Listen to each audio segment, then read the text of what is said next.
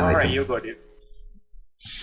Hello everyone, welcome to the video. I'm today joined by that geeky guy. His name is Salam, if I'm not mistaken. Do I pronounce that correctly? Yeah, that is correct. Perfect. So anyways, we're doing a little bit of a collaboration today, and we will be going a bit through the previews that have been shown today on the 18th of April. But before we get into that, let's give Salam a little moment to introduce himself and to tell us more about his channel as well. I would like to basically thank Kugane for having me.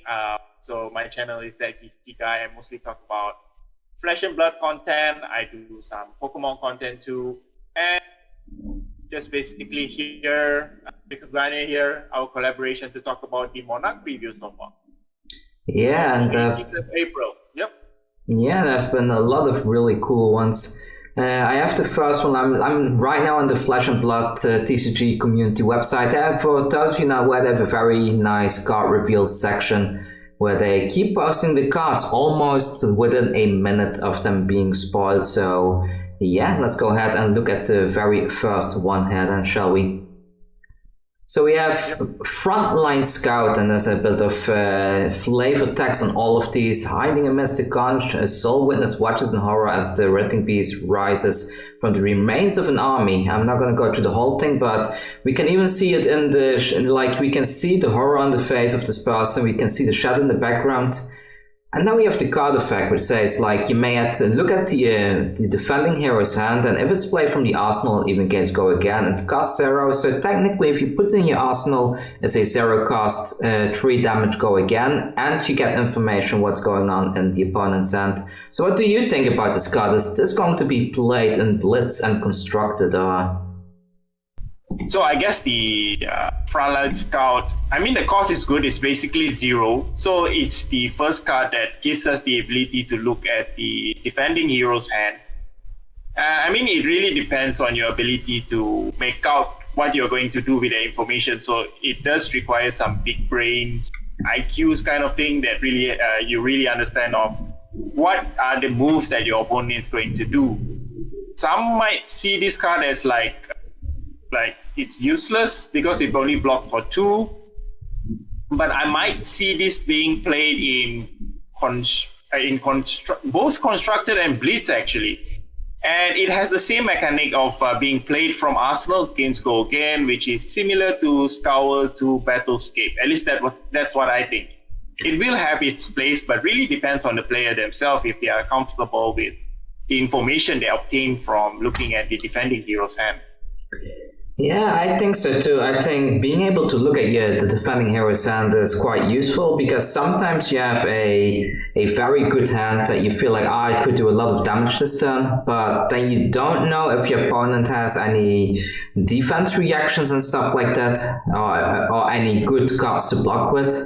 But with a card like this, especially if you play it into your arsenal first and against Go Again, you can look at the hand and you can already know what they are going to be able to block with, and if they even want to block, and so you can decide if you want to go wide on that. So I think this being able to look at your opponent's hand is very strong in case of making decisions in how you want to attack. So yeah, I'm quite excited for this particular card myself. That's true.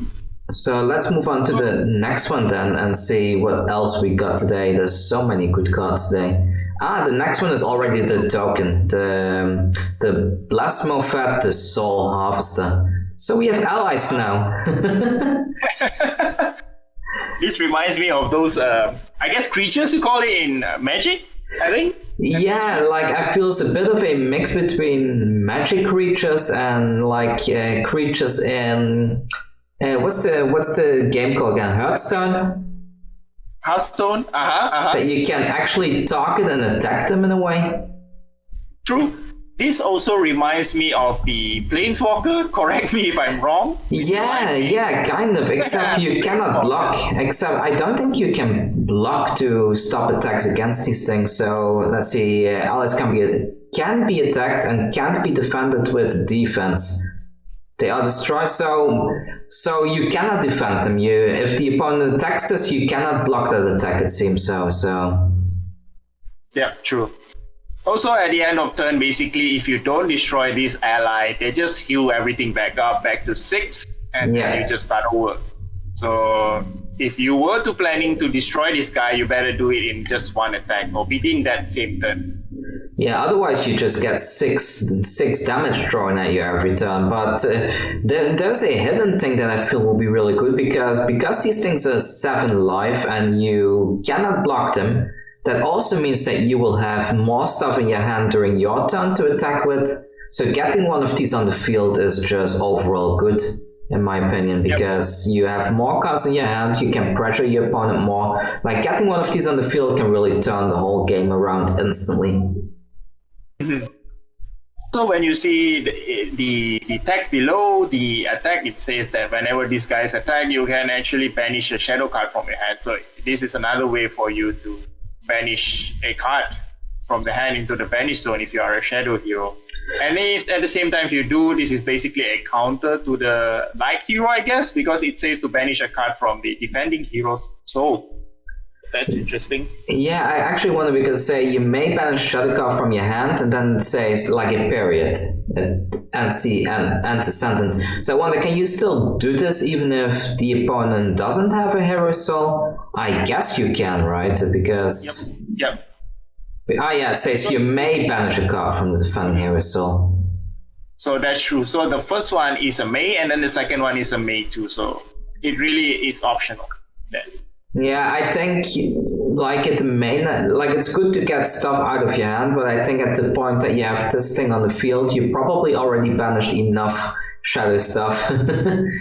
Yeah, you're already losing life with the blood depth, everything. So I'm not sure if you want to banish even more at this point. I think you might just want to keep your hand and go all in. But yeah, still a very interesting card. We also got Chains Demon ally. He has a very cool backstory concerning this ally, by the way, if you haven't checked it out already. It's on the fabtcg.com website.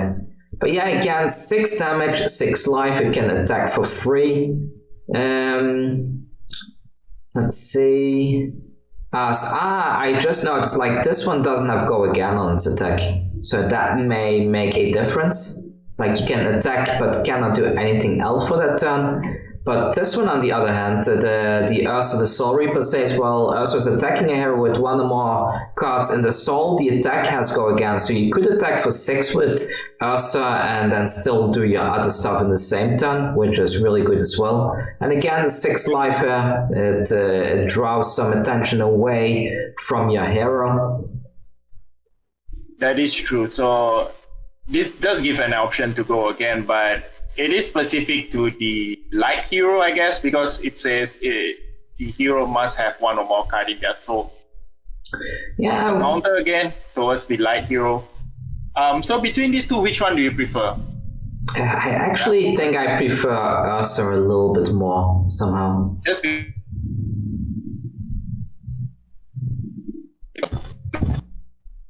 So you like it more because of the go again, I think? I like it because of the go again, and maybe because I'm a bit biased towards Runeblade. I just like the Runeblade hero more, so... Yeah, the Runeblade hero is... I mean, I feel it's really a cool concept to have the Shadow Runeblade thing going on. Yeah, I also quite like the backstory they had for it. Like, it's a little bit edgy, I have to admit, but but it's a fun little side story. Like, well, they both have a demon inside them, but I like Chain more. He seems cooler. Yeah, true. And then we got this next piece of legendary equipment, Carrion Husk. So if you defend with Carrion Husk, banish it when the common chain closes. And if you have less than 13 life, you also banish Carrion Husk. And this thing can block for 6 damage. Basically, this card alone can block Command and Conquer and most of the cards that cost 2 and below, I think. Yeah, like... So without... This thing alone is going to stop a lot of aggressive strategies. Like, imagine facing a warrior and they do their big what's it called, the Iron Song Determination turn, and you're like, no, let me put my giant Carrion Husk in front of your 15 damage dominate. But looking at the artwork, though, I can't help it. I feel it looks a bit funny. Like that chess piece is huge. It's like almost as big as those watchtowers to the side. And that's true. Like, this is not a chess piece. This is just real estate for Chain or Levia. They can rent out some apartments in this chess piece. I mean, come on, look at the size of that thing. I guess that's why that it is blocking for 6. Chain just go hides in there. Yeah, it's not a chess piece. It's just like it's like a fortress. Also, it says that if you defend it, it gets banished. So it is a one-time use kind of thing. So you block it for 6 one time, and then it's gone. It's into the banish zone. Yeah, and it makes people that are attacking, it makes their attacks really awkward, right? Like, Brute, what are they gonna do? Are they gonna attack with their weapons a few times to try and get you to attack with this thing? Are they gonna go for the big swing right away? Ira as well, like Ira likes to push out a 7 damage early on, but with something like this, it is suddenly not as interesting, so... Yeah. I'm curious what this will do in terms of game balance, because blocking for 6 is a lot. Also, let's say you have like the second line here at the start of your turn. If you have 13 or less life, you just banishes it without any... I mean, even though you didn't use this to block or anything, if you have 13 or less life, it just auto banishes it to the banish zone. Yeah. So, what do you think about that? Well, it's fair. It's a good way to balance this thing out. Like, and it also has blood depth, so you will be losing some life every turn. Levy has a way to stop the blood depth life cost, but I believe Chain does not. He has to take that 1 damage each turn. So I guess this thing is a lot better in a Levia deck than it will be in a Chain deck, but yeah, I think the 13 life is quite thematic because it kind of forces the opponent to play differently. And I think any deck that forces the opponent to play differently also will eventually result in different kinds of decks becoming viable. Like maybe Ranger becomes viable with something like this because there are 2 classes using this. True. I'm curious if many people will use it. I mean, we do have some very solid chess pieces at least for Runeblade already. The Bloodsheet Skeleton that can technically block for 3, that doesn't have the blood depth cost and can give you a big combo turn. Yeah. Compare these to Skeletor, I think I would prefer Skeletor because of the discount it gives to every non-attack action and attack action. And also, like you said, it blocks for 3. It really depends, I think. Yeah, I mean, but this certainly has its place in the Shadow Brute deck, I think. Yeah. Just because Shadow Brute can stop that blood depth. And it will be a very beautiful card to have as a call for. I can already imagine this being called for. I wonder if the skull will be called for as well. I'm a little bit sad though. I kind of hoped for the legendary equipment pieces to have something like a rule text that can turn existing heroes into a shadow or light hero. That is true. I mean, like converting any current heroes to a shadow or a light. So depending on whatever equipment you equip. Is that what you meant? Yeah, like that's what I was hoping for, so that the old decks can also use some of the new cards. Because right now there are so many cards that are kind of locked behind 1 hero or 2 heroes in this case. So Lyra could get a shadow mask.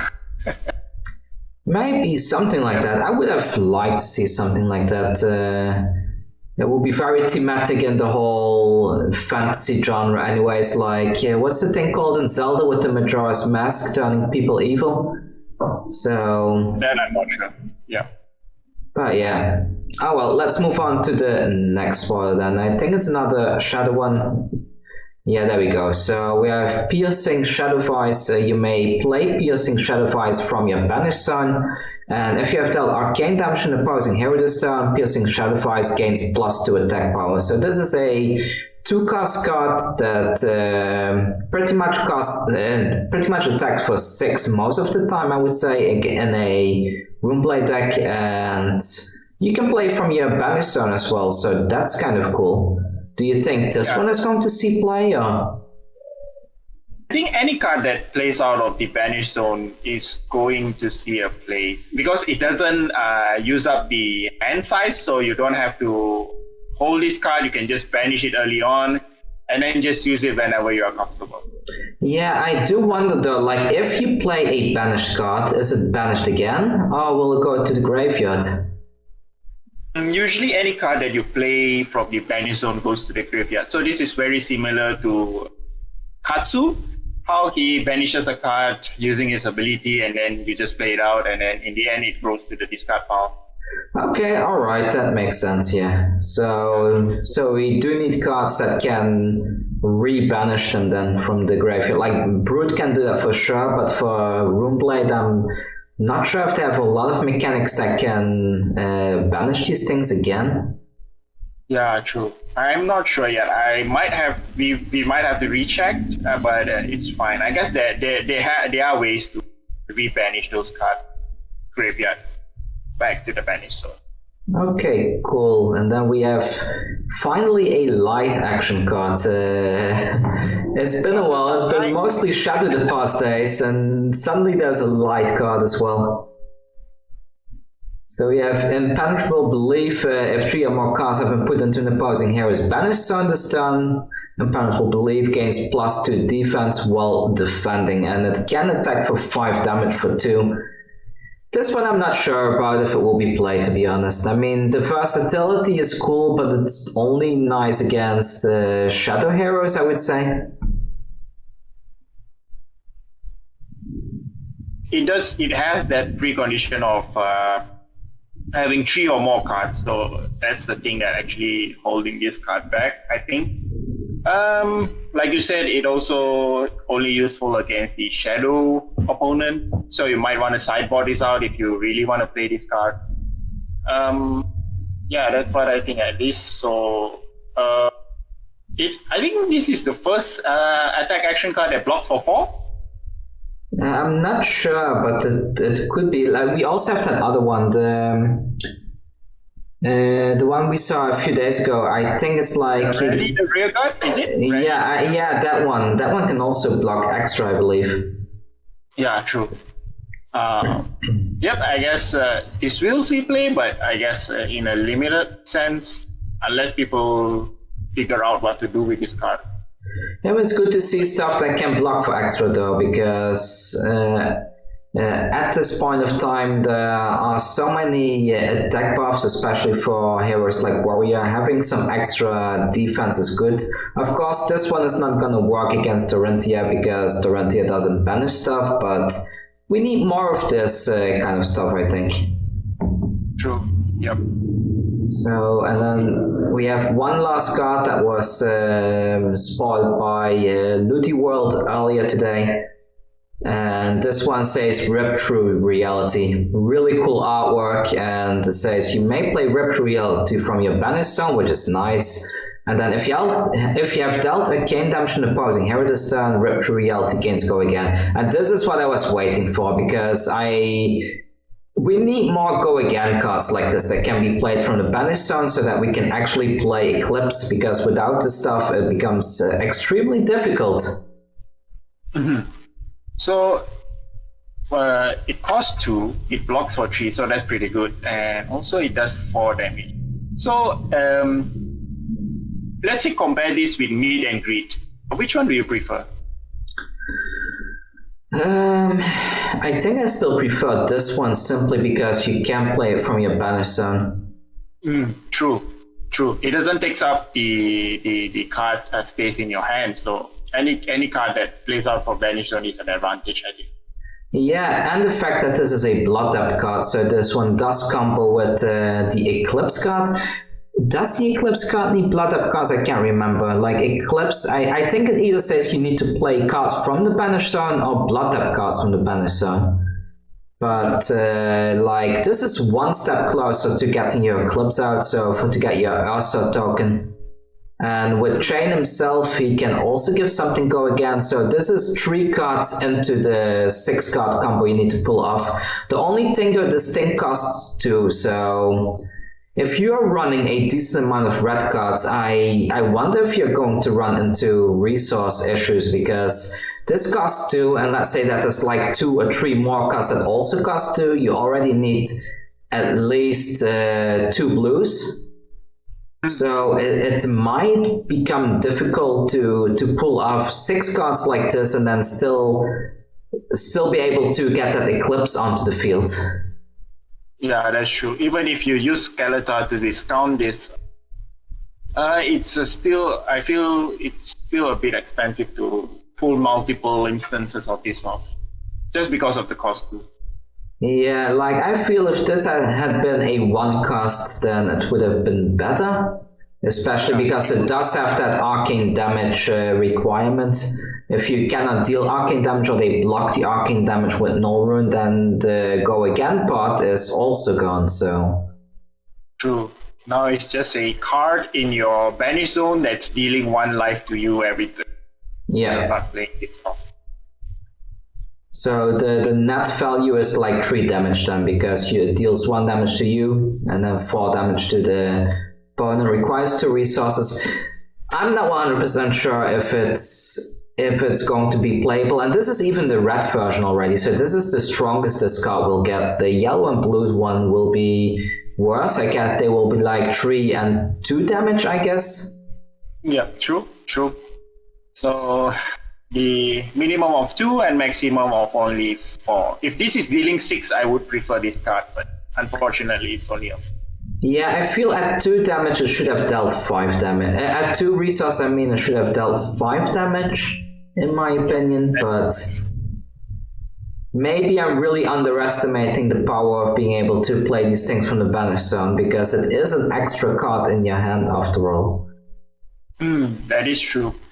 So technically, it's like if you can keep just 1 yellow in hand, you could attack for 4 each turn, if you have a means of banishing it as well.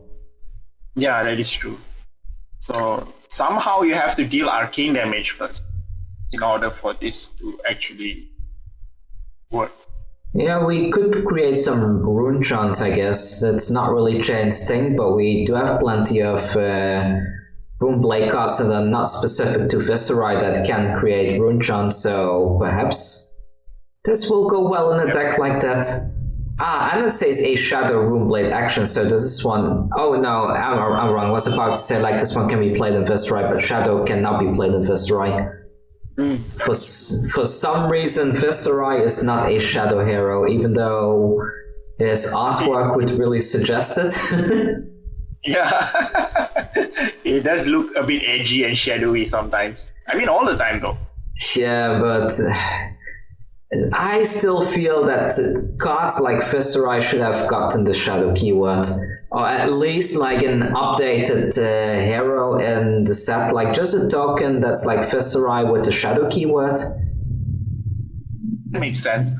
Also, when I first saw the article about Hidden Talent, I thought that's what it's about, like giving the Shadow or Light ability to the current heroes. Unfortunately, that's not it. Yeah, because it says a hidden talent, so, but... Yeah. That's unfortunate. Well, it's not the case, unfortunately, and I think this is the last card they have spoiled today. Yeah, I cannot scroll any further. So, yeah, I mean, really cool cards. A lot of cool stuff, actually, so I'm really looking forward to Monarch. Yeah, that is true. I'm hoping for more light cards instead, starting tomorrow. Well, I think they're gonna start the light stuff now. I think they just wanted to finish the whole Shadow thing before they went into light. There are still a couple of class cards that have not been revealed yet, I believe, for Shadow, but I think we're going to be seeing mostly light stuff, and then, well, I guess they're going to end the season with generic cards. Yeah, I do think so too. A few generic cards just to support the current classes. Yeah, Right. just to hype up the current hero decks as well, like people that play those. About the light heroes, which hero do you think is going to be a light, kind of like, for example, light warrior or let's say light wizard? So which one do you think is most likely to get that light treatment?